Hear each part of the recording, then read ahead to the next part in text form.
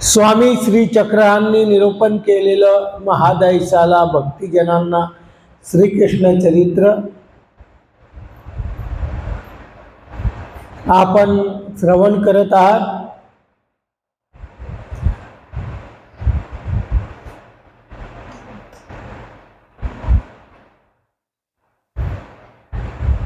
काल कंसाचा वध झाला।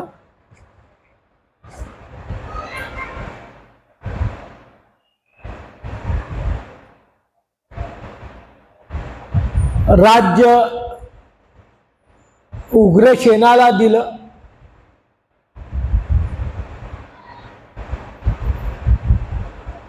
एकदा महादायिसाने प्रश्न केला, श्रीकृष्ण चक्रवर्तींनी कुब्जिकेच्या वरदान दिलं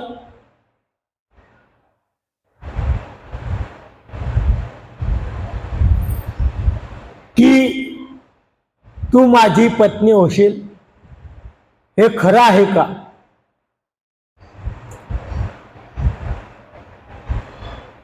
स्वामी म्हणतात, बाई, श्रीकृष्ण चक्रवर्तींनी राज्य व्यवस्था केल्यानंतर उद्धव देव श्रीकृष्ण चक्रवर्ती सोबत राहायला लागले आणि एकदा उद्धव देवानी श्रीकृष्ण चक्रवर्ती कुब्जिकेच्या घराला गेले। कुब्जिकेने खूप सुंदर रीत्या श्रीकृष्ण चक्रवर्तीचं स्वागत केलं। हार तुरे, मंगल तुरे, वाद्य, चौक, रंगमाळिका आणि 2 आसनं कुब्जिकेने टाकलेले होते। श्रीकृष्ण चक्रवर्ती एका आसनावर उपविष्ट झाले। कृष्ण चक्रवर्ती म्हणतात, उद्धवा इथं बसा।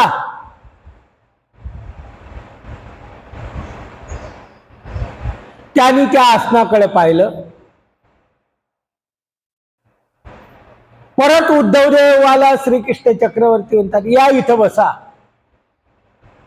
तेव्हा उद्धव देव म्हणतात, जी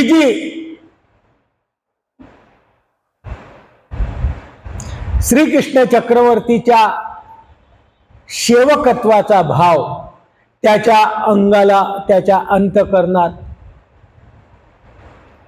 आला आणि आल्यानंतर त्या भावाच्या माध्यमातून श्रीकृष्ण चक्रवर्तींनी परत बसा म्हटल्यानंतर त्यांनी त्या सिंहासनावर हात ठेवला। खाली बसले, सिंहासनावर हात ठेवला। जिजी मी आपचा पाईक, मज येसना मान काहीसा, मी तुमचा सेवक आहे, मी तुमच्या बरोबरीने बसू का? सिंहासनावर फक्त हात ठेवला, खाली बस। कुब्जिकेने उपहार निपजवला। श्रीकृष्ण चक्रवर्ती उद्धवासहित त्या ठिकाणी आरोगणा केली आणि श्रीकृष्ण चक्रवर्तींनी कुब्जिकेचे मनोर्थ जे काही होते ते पूर्ण केले। तिच्या भुवनी महलामध्ये श्रीकृष्ण चक्रवर्ती 3 महिने थांबले। एकाची वासना आहे 5 महिने थांबले।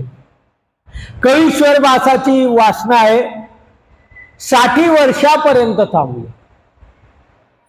अशा माध्यमातून श्रीकृष्ण चक्रवर्ती त्या कुब्जिकेच्या भुवनामध्ये थांबले आणि एक आदर्श दिला। आपल्यापेक्षा श्रेष्ठ व्यक्ती आहेत, आपल्या गुरुतुल्य आहेत, आपले गुरु आहे, त्यांच्या समवेत जर बसलं तर अधिक वृत्तीचा दोष लागतो आणि आपल्याला एका दिवशी ती वृत्ती धर्मापासून अधगतीला घेऊन जाते। म्हणून उद्धव देवानी हा आपल्याला आदर्श दिला आणि उद्धव देवानी त्याच्यावर हात ठेवला आणि खाली बसले। हा या चरित्राच्या माध्यमातून श्रीकृष्ण चक्रवर्ती आणि उद्धव या चरित्राच्या माध्यमातून आपल्याला दिलेला आदर्श।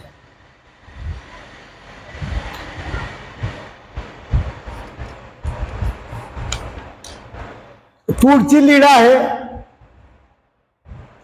श्रीकृष्ण चक्रवर्तींनी गोकुळ सोडलं आणि गोकुळ सोडल्यानंतर श्रीकृष्णाच्या मूर्तीवर जे जे लोक स्नेह करणार होते, ज्यामध्ये स्त्रिया असतील, ज्या दहीदूध घेऊन मथुरेला जायच्या आणि श्रीकृष्ण चक्रवर्ती त्यांचं दहीदूध माखन खायचे, अशा जेवढ्याही स्त्रिया आहेत यांची विरहाची अवस्था सुरू झाली. श्रीकृष्ण चक्रवर्ती गोकुळ सोडल्यानंतर संपूर्ण ज्या गोपिका आहेत या गोपिकांची विरह अवस्था सुरू झाली आणि त्या विरह अवस्था झाल्यानंतर प्राण जाईल का नाही अशा माध्यमातून त्यांची स्थिती झालेली आहे. तेव्हा श्रीकृष्ण चक्रवर्ती म्हणतात, उद्धव, तुम्हाला गोकुळात जावं लागेल, गोपिकाला सांभाळावं लागेल. मग श्रीकृष्ण चक्रवर्तींनी उद्धव देवाला आपला पितांबर जे वस्त्र नेसत होते ते वस्त्र दिले आणि वस्त्र दिल्यानंतर जे जे अलंकार होते ते अलंकार दिले आणि उद्धव देव श्रीकृष्णा चक्रवर्तीच्या चरणाला लागले आणि चरणाला लागून रथावर बसून गोकुळाकडे चाललेले आहेत. गोकुळाकडे येत असताना रथ या गोपिकांचा भास झाला, जसं काही श्रीकृष्ण चक्रवर्ती देत आहेत म्हणून सडा समार्जन रंगमाळिका भरल्या. परंतु तिथं गेल्यानंतर विचारलं, पाहिलं तर हे उद्धव देव होते. तुम्ही कवन? म्हणे मी उद्धव देव. कारण उद्धवाची आणि गोपिकेची ओळख नाही, म्हणून ते म्हणतात उद्धव देव आहेत. मला आपल्याला पळताळायला विचारपूस करण्यासाठी श्रीकृष्ण चक्रवर्तींनी पाठवलेला आहे. श्रीकृष्ण चक्रवर्तीच्या वियोगे झाडे सुकली. जेव्हा गोकुळ सोडलं श्रीकृष्ण चक्रवर्तींनी, तेव्हा गोकुळातले सर्व, वृंदावनातले सर्व झाडं होते, झाडं आपोआप सुकून गेले. श्रीकृष्ण चक्रवर्तीच्या विरह अवस्था त्या झाडांपर्यंत पोहोचली आणि ते झाडं सुद्धा सुकलले अशी अवस्था प्रकट झाली आहे. गोपिका होत्या एकमेकाच्या पायावर लोळत होत्या, जिथेही जायच्या दहीदूध घेऊन तिथं फक्त त्यांना कृष्ण कृष्णच म्हणायच्या, दुसरं काही सुचत नाही. उद्धवदेवाने पाहिले, अरे इतकी बेकार स्थिती आहे. तेव्हा त्या गोपिकाला तो म्हणतो, श्रीकृष्ण नव्हे मी उद्धव आहे. संभ्रमाने त्या गोपिका पाहायला लागल्या. त्यांची अवस्था परत दुप्पट दुणावली की कृष्ण आला नाही म्हणून. तुम्ही श्रीकृष्णाला निरोप द्या. जोपर्यंत श्रीकृष्ण चक्रवर्ती येत नाही तोपर्यंत आमची अवस्था अशीच राहते. श्रीकृष्ण चक्रवर्तींनी ती अवस्था पाहिल्यानंतर त्यांना आश्वासन दिलं. शमंत पंचमी असेल, अशा प्रकारचा जो दिवस येईल त्या दिवशी श्रीकृष्ण चक्रवर्ती तुम्हाला दर्शन देते. दररोज श्रीकृष्ण चक्रवर्तीच्या लीळा सांगून उद्धव देव गोपिकाचं दुःख हरण करत होते. दररोज एक एक लीळा सांगायचे आणि त्या गोष्टी सांगून उद्धव देव त्यांची संभोगत होते, त्यांचं दुःख दूर करत होते. परंतु त्यांचा प्राण जाईल का राहील अशा आपणतेने सांभाळते. स्वतःला त्या सांभाळू शकत नव्हत्या. त्यांनी श्रीकृष्ण चक्रवर्ती अशा प्रकारचे उद्धवाला संबोधिलं आणि 6 मास श्रीकृष्ण चक्रवर्ती त्या कुब्जिकेच्या घरी राहिले. तेव्हा श्रीकृष्ण चक्रवर्तींनी मर्दना मादने वर्जिलं, अष्टभोग वर्जिले.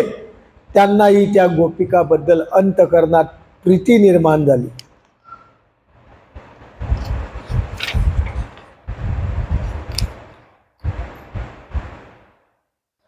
निघायला लागले. उद्धव देवाची स्थिती अंतकरणात खूप विद्रूप झाली, म्हणजे अंतःकरणात त्यांना काही सुचेना. त्या उद्धवदेव काय म्हणतात, गोपिकाच्या पायातळाची रज त्यांनी जमा केली, एका कपड्यात बांधली. सिंदूर कुंकू एका याच्यात बांधलं. आणि उद्धव देवाला त्या ठिकाणी काही थांबल्या गेलं नाही. उद्धव देव त्या गोपिकेचा अनुराग पाहून वापस श्रीकृष्ण चक्रवर्ती जवळ आले. श्रीकृष्ण चक्रवर्ती जवळ आल्यानंतर श्रीकृष्ण चक्रवर्तींनी त्यांचा रथ अवलोकन केला आणि उद्धव हे काय आणलं गाठोड्यात. तेव्हा त्यांनी सांगितलं की मी काहीच नाही, माझ्यापेक्षा सुद्धा प्रीती त्यांची तुमच्या ठिकाणी आहे. त्यांचे रज मला पवित्र वाटले, ते रज आणले, त्यांची कुंकुम आणली. अशा प्रकारची विरहावस्था श्रीकृष्ण चक्रवर्तीला गोपिकाची सांगितलेली आहे. आणि अशा प्रकारचं जो माझे जी आले मी त्यांचं शांतवन करू शकलो नाही. उद्धवदेव म्हणतात मी शांतवन करू शकलो नाही. आणि त्याच परमभक्त, तुमच्या परमभक्त गोपिकाच होती. जशा तशा श्रीकृष्ण चक्रवर्तीवर एकनिष्ठ प्रेम करणाऱ्या, एकनिष्ठ स्नेह करणाऱ्या त्या फक्त गोपिकाच आहेत. आणि त्यामुळं मला ते पवित्र वाटलं, मी बांधून आणलं. आणि अशा प्रकारचं उद्धवदेवाने खूप मोठं त्या गोपिकेचं सर्व कथा श्रीकृष्ण चक्रवर्तीला सांगितल्या. आणि श्रीकृष्ण चक्रवर्तीने त्या दिवशी मर्दना मादने केलं आणि अष्टभोग अंगीकारले. त्यानंतर आता श्रीकृष्ण चक्रवर्ती परत गोकुळात जाणार. ते पंचकी, शमंत पंचकी श्रीकृष्ण चक्रवर्तीचं दर्शन. महाराईचा विचारते श्रीकृष्ण चक्रवर्ती शमंत पंचक दर्शन दिलं ते वर्तलं खरं आहे का? स्वामी म्हणतात खरं आहे. मथुरेची काही पर्वणीचा दिवस असेल, तो पर्वणी आली, अनेक लोक दान करतात. कोणी सूर्याला दान करतं, कोणी स्नान करतं, कोणी तीर्थ पर्व करतं. अशा माध्यमातून कोणी भोजन देतं. सर्व लोक त्या ठिकाणी येत आहेत.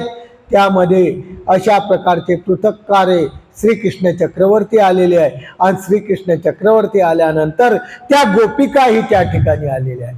आणि गोपिकांनी श्रीकृष्ण चक्रवर्तीला पाहिलं, परंतु त्या अतिशय श्रीकृष्ण चक्रवर्तीच्या प्रेमापोटी एकदम बेभान झालेल्या होत्या. त्यांचं अंतकर्ण दग्धायमान झालेलं होतं. ते अंतकर्ण भेटीच्या माध्यमातून दग्ध इतकं हे झालं की ते श्रीकृष्ण चक्रवर्तीला ओळखू शकले नाही. श्रीकृष्ण चक्रवर्ती 3 रात त्यांच्याजवळ राहिले. परंतु श्रीकृष्ण चक्रवर्तीला गोपिका मागवते विरह प्रवर्तला, अनेक त्यांचा विरह प्रवर्तला, विस्मृत झाल्या. आणि श्रीकृष्ण चक्रवर्ती उद्धवासहित परत मथुरेला आले. गोकुळस्थ गोकुळाला गेले. बाधाईसा विचारते त्या बायांना काय झालं. ज्या इतक्या श्रीकृष्ण चक्रवर्तीवर एकनिष्ठतेने स्नेह करतात त्यांना काय झालं.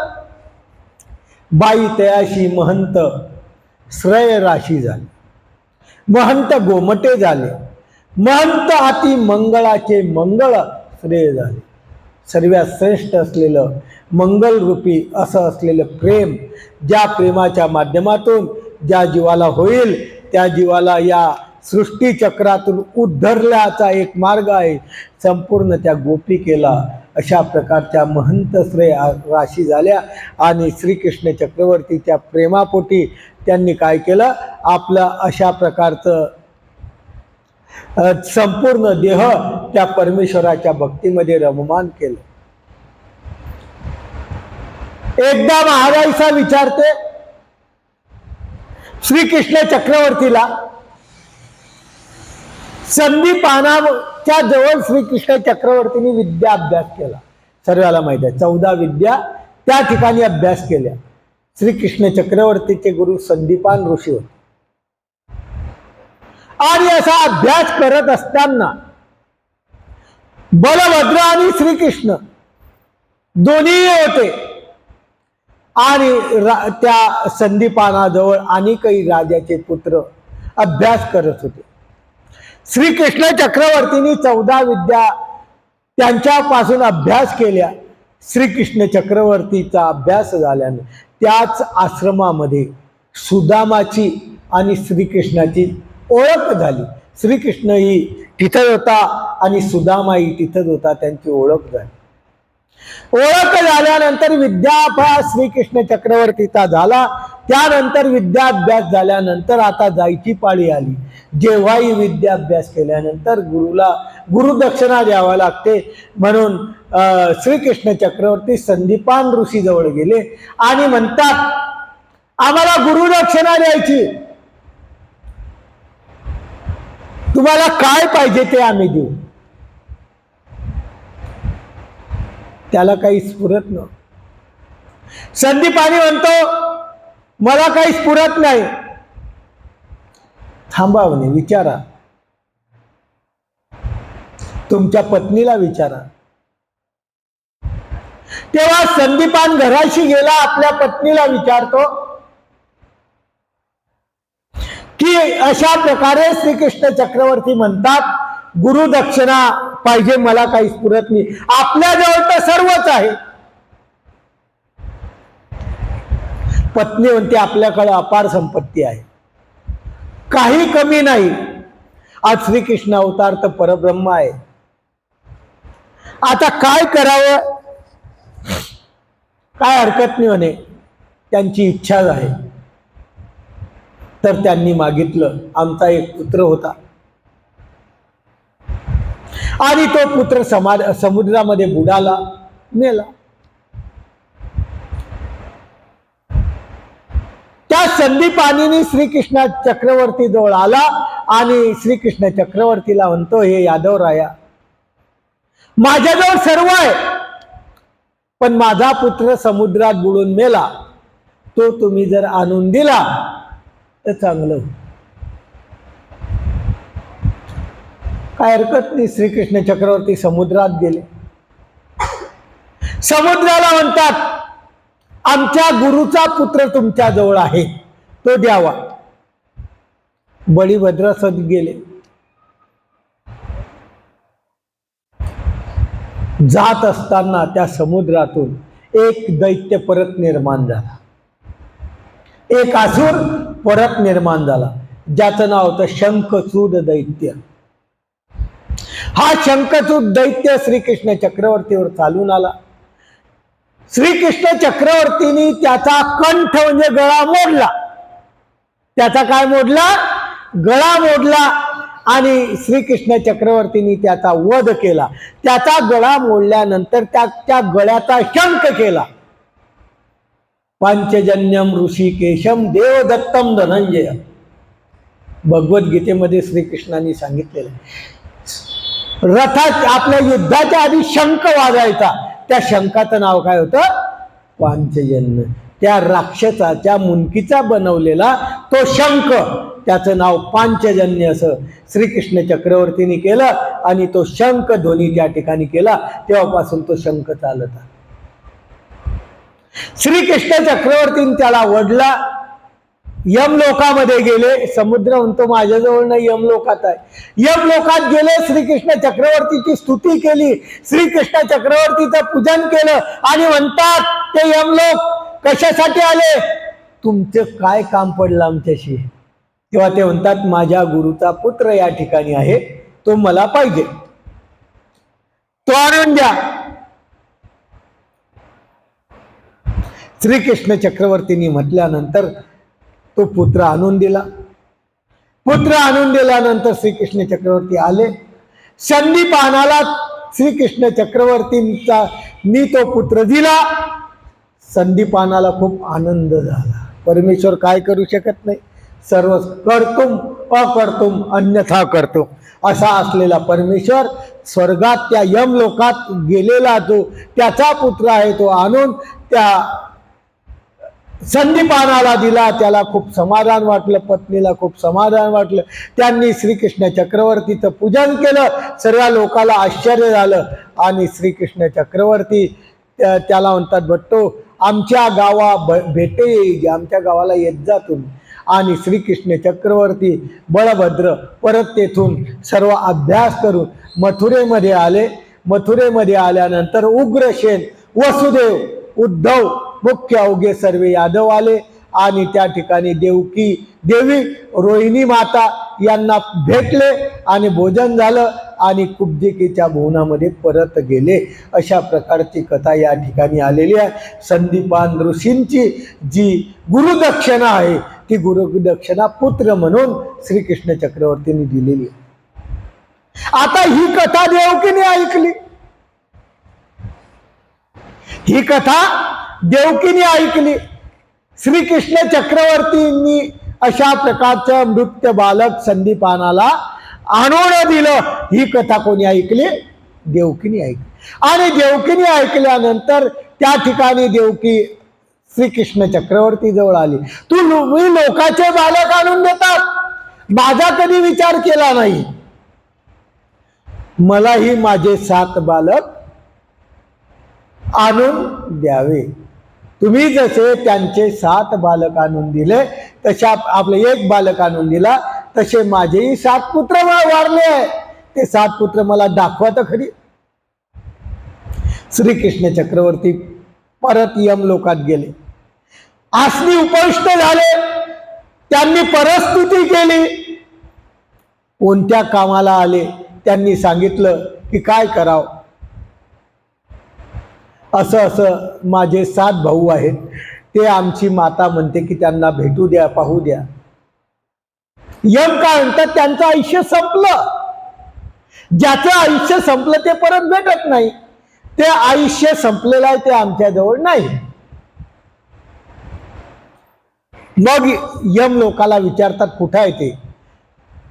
ते म्हणे बळी भुवनाशी असते. ते बळी भुवन आहे, तिथं त्या प्रकारचे आहे. श्रीकृष्ण चक्रवर्ती त्या ठिकाणी गेले. सर्व सैन्य सावमेरे आलं.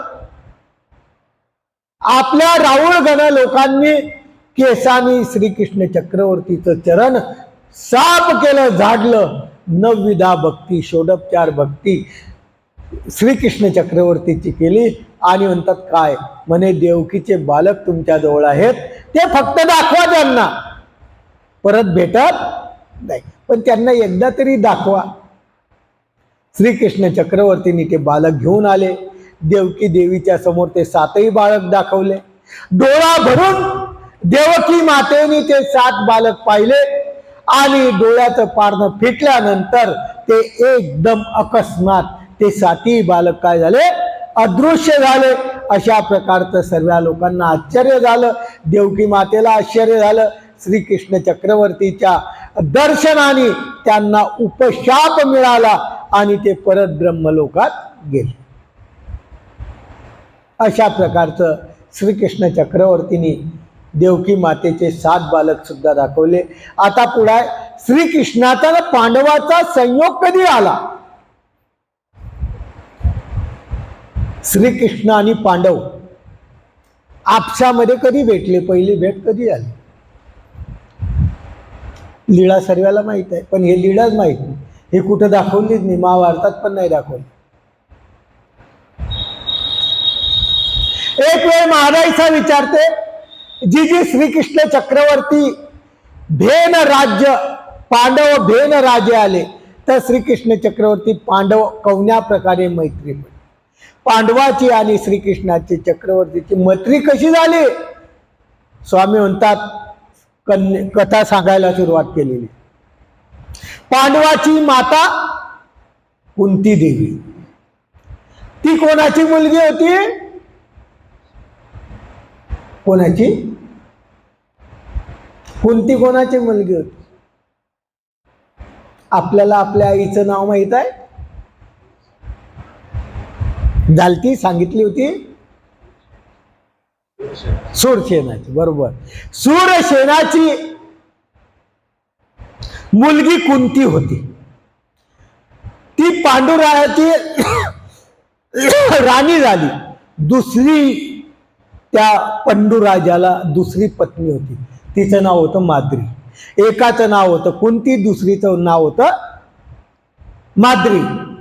पंडुरायाने पृथ्वीतलं सगळं राज्य जिंकलेलं होतं, मोठा यज्ञ केलेला होता आणि इंद्रपदाला जाण्यासाठी तयार होता. पण अशात एक यज्ञामध्ये विघ्न पडलेलं होतं. त्याच्यामुळं पंडुराजा स्वर्गाला जाऊ शकला नाही. राव बसलेला आहे, इंद्र ब्राह्मणाच्या वेशाने आलेला आहे, रायाने पूजलेला आहे, आज्ञा दिली. ब्राह्मण म्हणतो, राया आज आमच्या घरी श्राद्ध आहे. इंद्र ब्राह्मणाच्या वेशात आलेला आहे आणि इंद्राने ब्राह्मणाच्या पंडूराजाला हे केलेलं आहे, आमच्या इथं श्राद्ध आहे, श्राद्धाला हरणाचं मांस पाहिजे असतं, तुम्ही आमचं श्राद्ध पूर्ण करण्यासाठी, पितृ तृप्त होण्यासाठी काय पाहिजे, हरणाचं मांस पाहिजे. म्हणून तो राजा पारधीला निघाला. खूप आश्रम शोधले, गेला, परंतु त्याला काही सापडत नाही. एका आश्रम मध्ये गेला, तिथं ऋषी आणि एक ऋषीण होते. ते काय करत होते, ते ब्राह्मण होते आणि ते काय करायचे, हरण आणि हरणीच्या वेशात अशा प्रकारची क्रीडा करत असायची. एकदा काय झालेलं आहे, हा गेलेला आहे, त्यांना त्या हरण्याचं पिलू चांगलं वाटलं, हरणीचं पिलू चांगलं वाटलं, आता या आपल्याला शिकार होऊन जाईल म्हणून त्या पंडूराजाने बाण सोडला. जसा बाण सोडला तसा त्या हरणाच्या हृदयात पोहोचला आणि ते एकदम पूर्वरूपाला आले. ऋषी आणि ऋषीन घाबरला, राजा घाबरला, माझ्याकडून ब्रह्महत्या घडली, काय करावं. ते जवळ आले, अरे त्या स्त्रीनी याला शाप दिला, या पंडूराजाला त्या स्त्रीनी श्राप दिला. जसं आम्ही अशी क्रीडा करता करता तू आमचा घात केला, त्याप्रमाणे तू जेव्हा अशी क्रीडा करशील तेव्हा तुझाही घात झाल्याशिवाय राहणार नाही. हा शाप त्या ब्राह्मणाने यांना दिला आणि मग याला खूप पश्चाताप झाला. खूप मोठा राजा होता हा पंडूराजा, खूप शूरवीर होता आणि यांनी काय केलं, मग आपल्या शरीरावर अनास्था स्वीकारली आणि त्यांचा संस्कार करून तो निघाला. त्यांच्या वंशामध्ये पुत्र नव्हता, त्यांनी काय केलं, देवीची उपासना केली आणि कुंतीला अशा प्रकारचं सांगितलं की देवीची उपासना कर, आपल्याला आता पुत्र होणार नाही. मग त्यांनी अशा धर्माची वगैरे उपासना केली आणि उपासना केल्यानंतर तिला धर्मापासून युधिष्ठिर झाला, वायूपासून भीमसेन झाला, इंद्रापासून अर्जुन झाला, अश्विनीपासून उपासना केल्यानंतर प्रत्यक्ष राया कुंतीला अशा प्रकारचे 3 मुलं झाले आणि त्या 2 मुलं जे झाले ते माद्रीपासून 2 मुलं झाले.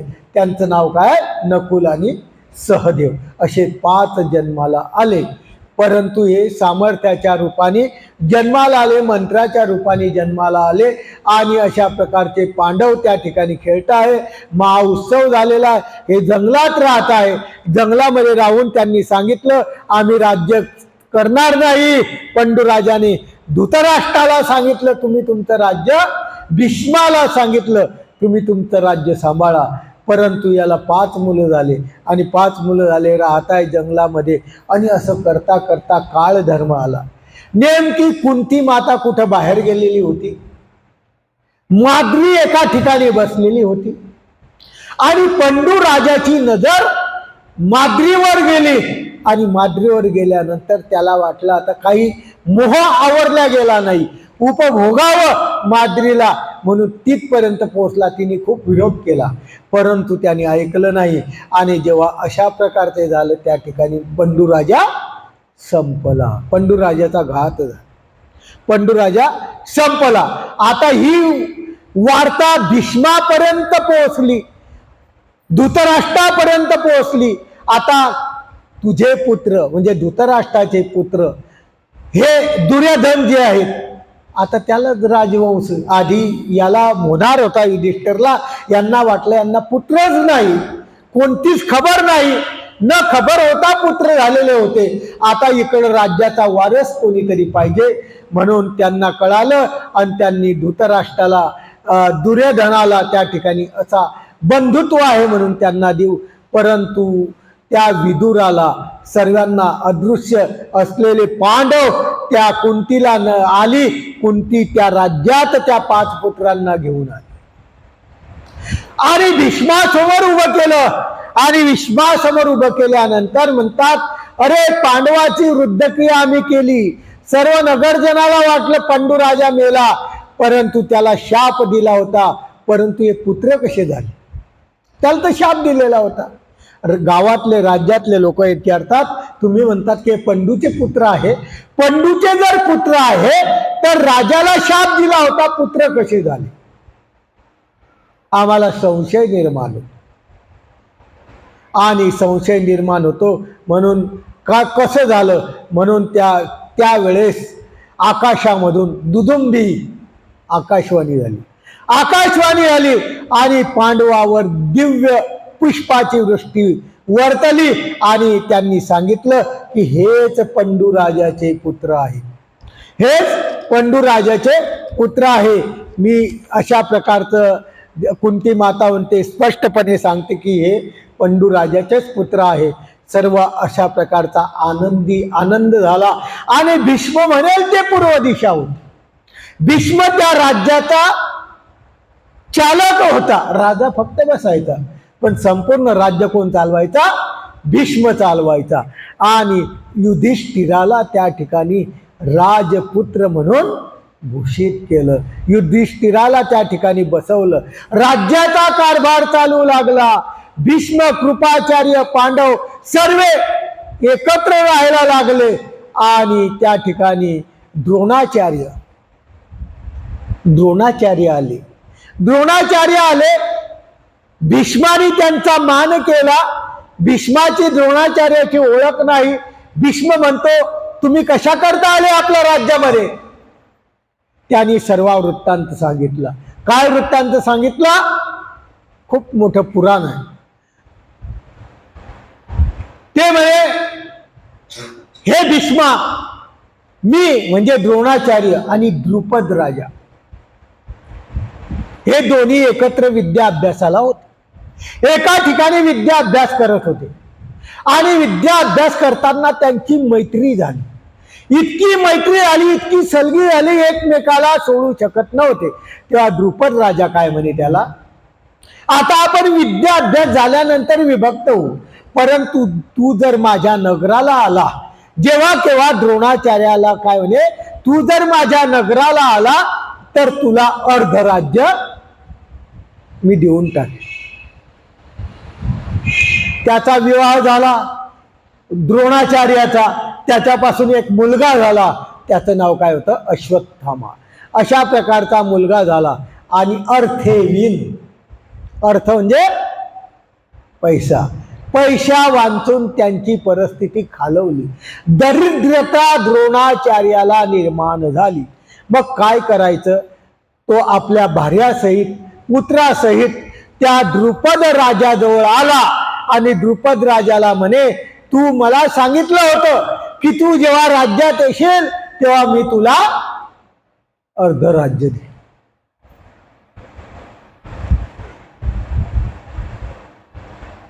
प्रकार असा आहे, शब्द बोलणे सोपे राहतात, आचरण करणं कठीण राहतं. आणि त्यावेळेस काय झालं, द्रुपद राजा त्याला म्हणे, मी तुला ओळखतच नाही. कधी होती आपली मैत्री? आपली मैत्रीच नव्हती. मी तुला ओळखतच नाही, त्या मैत्रीचं काय काम? घाला रे याला बाहेर. हा भिकारी आहे, हा भिकारी आहे, याला बाहेर घाला. माझी मैत्रीच नाही तुझ्याशी. तो बी द्रोण होता, भारद्वाजाचा पुत्र होता. निघाला तो आणि त्यांनी शपथ घेतली, जोपर्यंत द्रुपद राजाचा सत्यानाश करत नाही तोपर्यंत मी राहणार नाही. आणि तो द्रोणाचार्य तिथून निघाला, परशुरामाच्या घरी गेला आणि काही ब्राह्मणांनी त्याला दान दिलं. असं करता करता धनुष्य बाण विद्या शिकून तो द्रव्य घेऊन अशा या भीष्माच्या जवळ आला. आणि भीष्माला म्हणतो, हे भीष्मा, या द्रौपदाचं मला काय करायचं आहे?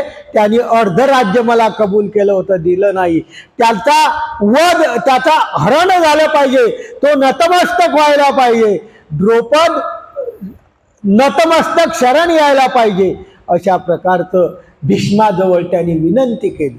द्रुपदाने, आपल्या द्रोणाने.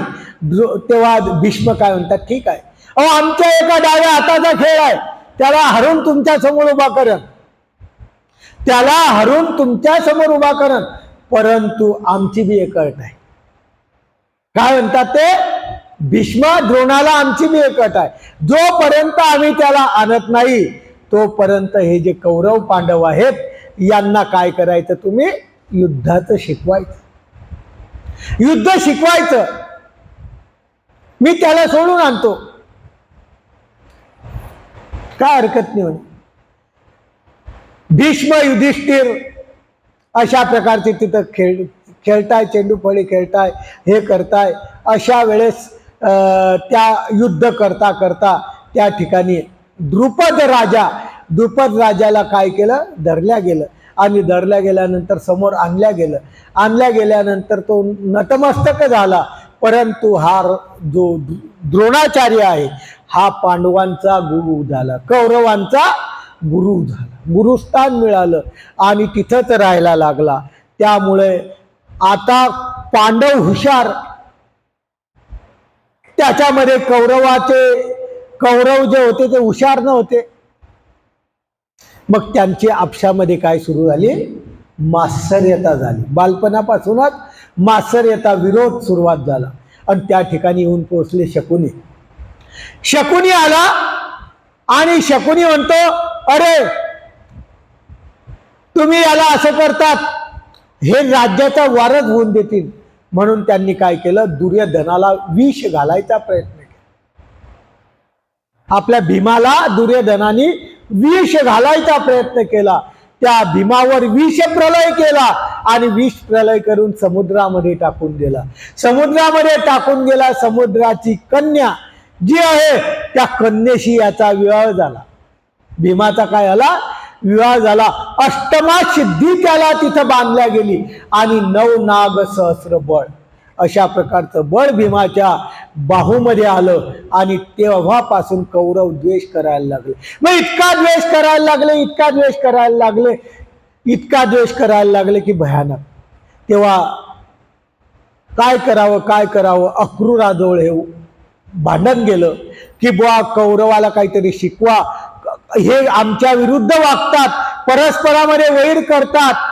ते विदुराला भेटले, संभाषले, परंतु अक्रूराला उत्तर दिलं धृतराष्ट्राने, तो माझंही ऐकत नाही, दुर्योधन माझंही ऐकत नाही. काय करावं, पांडवावर आपत्ती येते आहे आणि हा दुर्योधन अशा प्रकारचा माज उत्पन्न करतो आहे.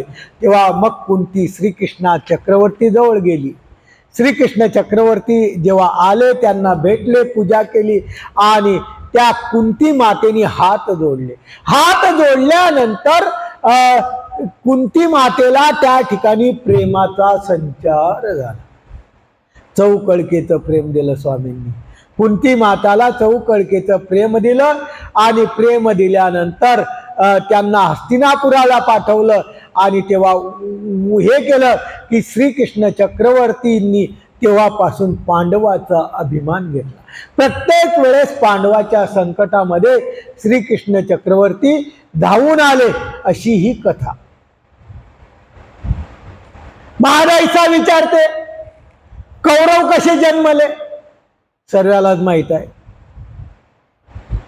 गांधारीशी लग्न झालं धृतराष्ट्राचं, कुंतीचं पंडुराजाशी झालं आणि त्या गांधारीने मंत्राच्या माध्यमातून 100 मुलाला जन्म दिला. आणि या कुंतेला लग्नाच्या आधीच एक मंत्र देऊन टाकलेला होता. तिने काय केलं, एकदा नदीच्या काठावर गेली, मंत्राचा उच्चार केला आणि उच्चार केल्यानंतर तिला लगेच त्या ठिकाणी पुत्र झाला. त्या पुत्राचं नाव काय, कर्ण. तो कर्ण झाला, घाबरली, आपलं कुमारित्व भंग होईल म्हणून त्या कर्णाला तिने नदीच्या काठात टाकून दिला. आणि टाकून दिल्यानंतर त्या अशा प्रकारचं एका ब्राह्मणाने त्याचा पालन पोषण केलं. तोच कर्ण आणि दुर्योधनाची मैत्री. मग परत महाराईचा विचारते, भीष्मानी राज्याचं रक्षण केलं, भीष्म कोण आहे. स्वामींनी सांगितलं, भीष्म 8 वसू आणि तुला 1 वसू. 8 वसू आहेत, त्याच्यापैकी 1 देवता आहे. शापात अधपात झाली. इंद्राच्या दरबारात नृत्य चालू असताना याची नजर त्या अप्सरांवर गेली. त्यांनी शाप दिला आणि शापासहित ही देवता खाली आली. खाली आल्यानंतर त्या अशा प्रकारचं शापलं आणि उच्चाप काय मागितला, जेव्हा गंगेच्या उदरी तुझा जन्म होईल त्यानंतर तू राज्याचं रक्षण करशील, त्यानंतर गंगा अदृश्य झाल्यानंतर तुला शेवटी उत्शाप मिळेल. अशा प्रकारची भीष्माची कथा सांगितल्या गेली. महादाईसा विचारते, गंगा कोणी शापली? सांगितलं, ब्रह्मदेवतेच्या सभेत ते चालू होतं. ब्रह्माची नजर त्याच्यावर पडली म्हणून त्या ठिकाणी गंगेला शाप दिला आणि ती गंगा खाली जन्माला. यानंतर पुढची कथा आहे जरासंध. श्रीकृष्ण चक्रवर्तीच्या चरित्रात आलेला जरासंध. 17 वेळ श्रीकृष्ण चक्रवर्तींनी त्याला वापस पाठवलं. का? महाराजांनी प्रश्न विचारलेला आहे. तेव्हा श्रीकृष्ण चक्रवर्ती म्हणतात, बाई, देवतेने वर दिला तर ती सिद्धी येथून येते नाही. जर देवतेने एखाद्या जीवाला वर दिलेला असला तर त्यांना सिद्धी आम्हीच देतो. म्हणून जरासंधा पराभवीला 17 वेळ पळाले. महादेव जरासंधे म्हणितले, काही प्रसन्न. तर महादेवाला त्यांनी प्रसन्न केलेलं होतं आणि सांगितलं होतं की पाठ मला दिसू द्यायची नाही. आणि म्हणून श्रीकृष्ण चक्रवर्ती 18व्या वेळे आपणच त्या मथुरा सोडून निघून गेले. असा तो जरासंध.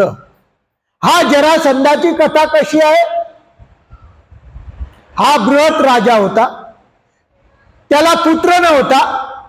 गौतम ऋषी एक राहत होता, त्या आश्रमात गेला. गौतम ऋषींनी पुत्रालागी प्रार्थना केली आणि त्याला दिव्य फळ दिलं. गौतम ऋषींनी त्याला मोठं दिव्य फळ दिलं. गौतमी म्हटले, राये आपल्या भार्याशी दे. हे जे फळ आहे ना, हे कोणाला दे? आपल्या पत्नीला दे, तिला पुत्र होईल. सकळ पृथ्वीचं राज्य जिंकेल. राजा नगराला गेला.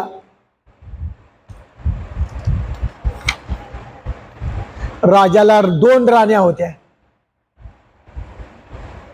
मग आता राजाला 2 राण्या होत्या. फळ किती दिलं? 1 दिलं.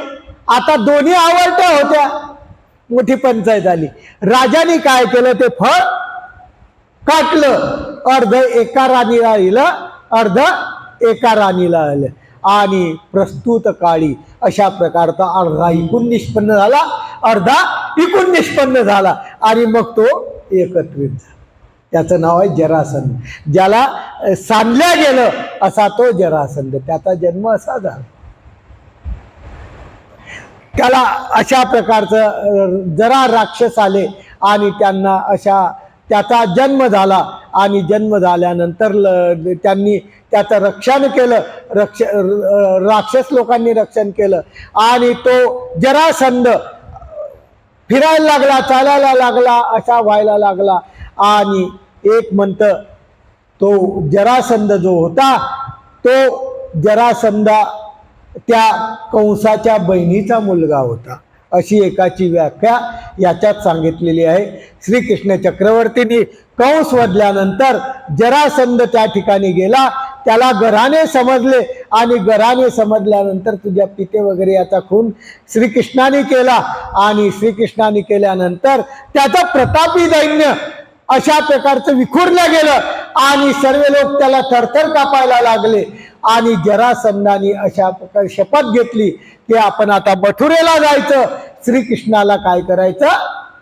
पराभूत करायचं, पकडायचं. जरासंध त्यांच्यावर चालून गेला आणि 17 वेळ, एकदा नाही, दोनदा नाही, तीनदा नाही, चारदा नाही, 17 वेळ श्रीकृष्ण चक्रवर्तीचं आणि जरासंधाचं युद्ध झालं. अशा घोरंदर युद्धामध्ये तो प्रत्येक वेळेस पळत गेला. जरासंध पडला, परंतु विजय काही मिळेना, परंतु त्याचा वधही काही होईना. श्रीकृष्ण चक्रवर्तीने अशा प्रकारचा लय विचार केला, परंतु श्रीकृष्ण चक्रवर्ती प्रत्येक वेळेस माघार घ्यायचे आणि श्रीकृष्ण चक्रवर्ती त्याला पराभव करायचे, निघून जायचे. काय करावं काय करावं काय करावं. खूप मोठा मथुरेवर गदा आणायला लागला जरासंध आणि मथुरेवर गदा आणल्यानंतर आपसामध्ये युद्ध व्हायला लागलं. बलिभद्र होता, वसुदेवाचा दैत्य तो मारलेला होता. अशा प्रकारचं श्रीकृष्ण चक्रवर्तींनी त्याचं युद्ध पराभवलं, परंतु काय करावं काय करावं काय करावं काही कळत नव्हतं. तेव्हा जरासंधाला वाटलं श्रीकृष्ण चक्रवर्तीचा काय पाहिजे, पराभव झालाच पाहिजे, पराभव झालाच पाहिजे. म्हणून त्यांनी काय केलं, खूप मोठा प्रयत्न केला आणि कालयवन जरासंधाने पहिल्यांदा भारतामध्ये मुसलमानांना वाढ दिली. त्याचं नाव आहे कालयवन. त्या जरासंधाने कालयवनाला बोलवलं. निव्वळ श्रीकृष्ण चक्रवर्तीला पराभूत करण्यासाठी, श्रीकृष्ण चक्रवर्तीला हे करण्यासाठी त्या कालयवनाला बोलवलं आणि कालयवनाच्या माध्यमातून श्रीकृष्ण चक्रवर्तीचं आणि त्याचं बऱ्याच वेळा अशा प्रकारचा युद्ध झालं आणि ते मलेच्छाच्या स्त्रीच्या ठाई कालयवन जन्माला आला. तो कालयवन जन्माला आला आणि जन्माला आल्यानंतर श्रीकृष्ण चक्रवर्तीला मुचकुंदाला वरद केला आणि असा जो प्रसन्न झाला की मला मोक्ष पाहिजे, त्या मुचकुंदाला श्रीकृष्ण चक्रवर्तीने मोक्ष दिला. आणि हा जो कालयवन आहे, हा कालयवन श्रीकृष्णावर चालून आला, बऱ्याच वेळा चालून आला. शेवटी श्रीकृष्ण चक्रवर्ती आणि बलिभद्राने ठरवलं की आता मथुरा सोडायची आणि त्या ठिकाणी मथुरा सोडलेली आहेत. आणि उद्धव देवाला सांगितलं समुद्रामध्ये जा. कुठं जा? समुद्रामध्ये. समुद्रामध्ये गेले आणि त्या समुद्राला सांगितलं की आम्हाला इथं द्वारका स्थापन करायची आहे. त्या माध्यमातून परत श्रीकृष्ण चक्रवर्ती मथुरेला वापस आले नाही. त्यांची राजधानी काय बनली? द्वारका बनली. या कालयवनाच्या माध्यमातून तो श्रीकृष्ण चक्रवर्तींनी मथुरेचा त्याग केला आणि द्वारका अशी म्हणतात. आज ती द्वारका अदृश्य आहे. आज ती द्वारका नाही. जी श्रीकृष्ण चक्रवर्तींनी द्वारका तयार केली, सोन्याची द्वारका, ती द्वारका आज नाही. आज जी द्वारका आहे ती पाषाणाची बनवलेली आहे. ती द्वारकेला श्रीकृष्ण चक्रवर्तीचा स्पर्श झालेला नाही. जी स्पर्श झालेली द्वारका होती ते श्रीकृष्ण चक्रवर्तींनी पाण्यामध्ये बुडून टाकली. विश्वकर्माला सांगितलं आणि विश्वकर्माच्या माध्यमातून श्रीकृष्ण चक्रवर्तींनी काय केलं, ती द्वारका निर्माण केली. त्या ठिकाणी पिवळा पितांबर वगैरे असं नेसून श्रीकृष्ण चक्रवर्ती राज्य करायला लागले. अशी ती द्वारका श्रीकृष्णाची कोणाच्या माध्यमातून झाली? कालयवनाच्या. कालयवनाच्या माध्यमातून झाली. पुढे एकदा एक ब्राह्मण आला स्वामींच्या दर्शनाला. त्याचं शरीर छोटस होतं, 1.5 फूट. त्याची भार्या खूप मोठी होती. स्वामींच्या चरणाला लागले. महादाईचा विचारते, ब्राह्मण खुजा, पत्नी मोठी, असं कसं काय झालं? तेव्हा श्रीकृष्ण आमचे स्वामी म्हणतात, बाई असं द्वापार युगात बी झालंय. कधी? तर द्वापार युगात रेवंतक राजा होता. द्वापार युगामध्ये एक रेवंतक राजा होता. तो रेवंतक राजा आपल्या मुलीला वर शोधण्यासाठी, सौंदर्यवान होती, वर शोधण्यासाठी आपल्या ब्रह्म्याजवळ गेला. तिथं सांगितलं, नृत्य चालू होतं. नृत्य थांबल्यानंतर म्हणतो, माझ्या मुलीला वर शोधायसाठी मी इथं आलेलो आहे. परंतु ते नृत्य पाहता ते नृत्य चालू आहे. रेवंतक राजा त्या ठिकाणी गेलेला आहे. नृत्य चालू त्रेतायुगातली घटना आहे. त्रेतायुगात तो स्वर्गात गेला, नृत्य पाहतो आहे. नृत्य पाहता पाहता इतका तल्लीन झाला की ते नृत्य पाहता पाहता पाहता जेव्हा संपलं तेव्हा तो रेवंतक राजाला तो विचारतो ब्रह्मा, अरे कसा काय आला? अरे म्हणे माझ्या मुलीला काय पाहिजे? वर पाहिजे. अरे ते म्हणे ते युगच नाही, हे द्वापार युग सुरू झालं. म्हणजे त्रेतायुगात तो एखाद्या गोष्टीत तल्लीन झाला, ते द्वापार युग सुरू झालं तरी त्याला कळालं नाही. आपले 8 वाजेपासून तर 9 वाजेपर्यंत पोथी असते, एकच तास राहते. त्याच्यामध्ये किती स्थितीमग्न होतो. भाग्य की शेजारचा धक्का मारतो तरी बरं आहे, नाही तर मग त्या ठिकाणी आपलं काय आहे सर्व उघडं पडेल. मग स्वामींनी मी सांगितलं आहे, एक चिंतन करता करता बसला आणि तो राजा, तेव्हा तो चिंतन श्रीकृष्णाच्या कोणते तरी ध्यानस्थ होते त्यांच्याजवळ बसला. त्यांच्याजवळ बसल्यानंतर ध्यान उघडल्यावर यांना दंडोत करू. राजा होता, आपला पाईक परिवार बाहेर उभा आहे, मग ध्यान करू, ध्यानस्थ आल्यावर नमस्कार करू, मग आपल्या मार्गाने जाऊ. त्यांचं ध्यान संपलं, त्याने नमस्कार केला. म्हणे कुठं चालला? म्हणे बाहेर पाईक परिवार. म्हणजे ते युगच संपलं. इतका तो तल्लीन त्याच्यात झाला. आपण इतकं तल्लीन जर झालं तर ते युगच संपून गेलं.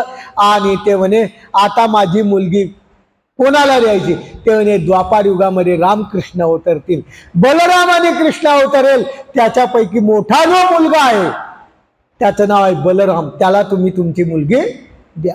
द्वापार युग आलं. बळीभद्र श्रीकृष्ण चक्रवर्ती सर्व सभेमध्ये बसलेले आहेत. तो पोरग रेवंतक राजा त्या मुलीला घेऊन आला. ती मुलगी द्वापार युग, त्रेतायुगातली.